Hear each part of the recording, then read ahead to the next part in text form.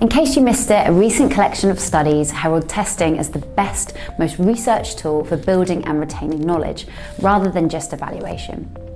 In this video, I'll be sharing highlights from a review of the literature and sharing how you can apply them to your own learning strategy. So let's get into it with an extract from a review of the literature. The retrieval of information from memory through testing produces learning advantages that are far superior to studying alone, a phenomenon called the testing effect.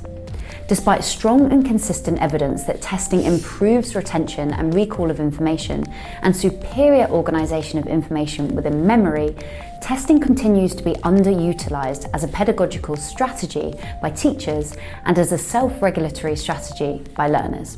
Testing that promotes recall rather than recognition of information, that is repeated at intervals over time and is accompanied by feedback, is optimal for promoting learning. So, in summary, lots of people believe that testing is the strongest method of learning. Let's look at some studies that lead to this conclusion. One study gave participants new information to read about animals. Group 1 read it 4 times, Group 2 read it 3 times and tested themselves once, and Group 3 read it once and tested themselves 3 times. Any guesses on who performed best in subsequent tests? It was Group 3. This outcome is consistent across a body of studies with different participants and material, plus the final assessment time varied, days, weeks, months.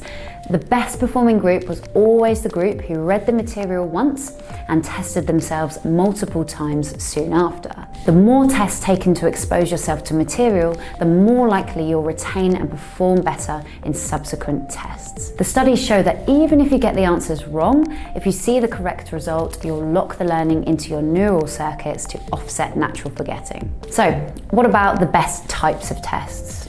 First, a quick test for you. In the animal information study, how many times did the group who achieved the best results on the subsequent assessment read the material and then test themselves? Have a think. So they read it once and tested themselves 3 times. Back to testing. The most effective tests are open-ended questions. People are forced to think and recall. The issue with multiple choice can be that people tend to look for patterns or familiarity.